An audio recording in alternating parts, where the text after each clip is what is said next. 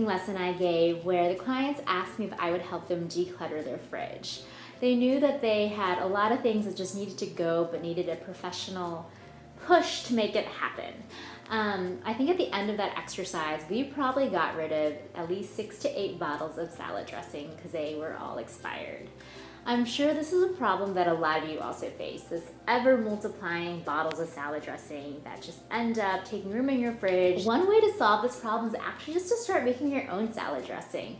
Most likely you have all the ingredients necessary already in your pantry or in your fridge currently. I have 3 go-to vinaigrette combinations that I'm going to share with you. These get made in my kitchen almost every single week, and they're used as salad dressings, as marinades for meats, as sauces for proteins or roasted vegetables, and really anywhere that I need a little bit of flavor and juiciness in my cooking. The first vinaigrette is this classic French version, and this is really great with any salad and also really great spooned over chicken or fish. What you want to do is start off with a bowl, and you want to put in about 1 tablespoon of minced shallots. Shallots are really just like a mini onion there, but they're not as sharp. So they're really great in dressings. And then to that we want to add a tablespoon of Dijon mustard, and then from there we want to use about 3 times as much vinegar. So I'm going to put in 3 tablespoons of red wine or sherry vinegar. And then I like to add a little bit of salt, pepper, and brown sugar. These last 3 ingredients, the salt, the pepper, and the brown sugar, are really used to kind of balance out all the flavors, and I use them in just about all of my salad dressings.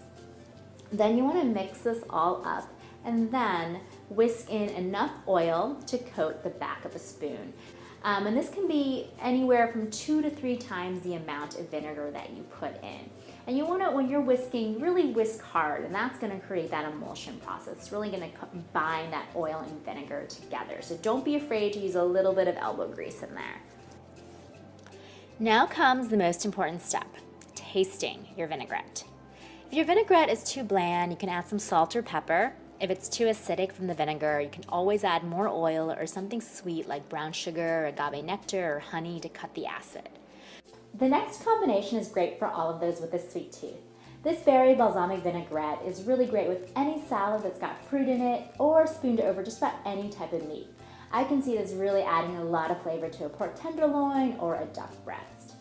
So what I want you to do is go into your fridge and find whatever jelly, jam, or preserve you already have open. We're going to use that as the base of this vinaigrette. We're going to take about a tablespoon of that, put it into a bowl, and then whisk in about 3 times as much balsamic vinegar. So 3 tablespoons of balsamic vinegar.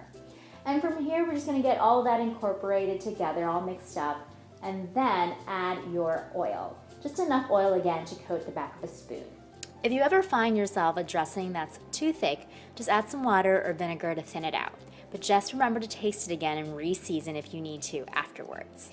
This last vinaigrette I'm going to show you is an Asian-inspired one, and this is really great as a marinade for meats, over a salad of course, and drizzled over vegetables. What we're going to do is start off with about 2 cloves of minced garlic and then equal parts of soy sauce and rice vinegar. I'm going to use about 1.5 tablespoons to 2 tablespoons of each of these. And then from there we add a teaspoon of toasted sesame oil, mix it all up, and then we whisk in our oil. Again, making sure that we get it all emulsified enough to coat the back of a spoon. So those are my 3 go-to vinaigrettes. Feel free to make them in larger portions. Just put them into an old jar or bottle and then just shake them up whenever you're ready to use them throughout the week on salads, as sauces, as marinades, whatever you'd like. And of course, feel free to get creative with your own combinations. Use this chart as a guide for ideas and ratios. I typically use a ratio of 1 to 3 for supplemental flavors to vinegar, and then a ratio about 1 to 2 or so for vinegar to oil. Have fun, be creative, and most importantly, you can stop buying all those bottles of salad dressing that are cluttering your fridge, because now you know how easy it is to make at home.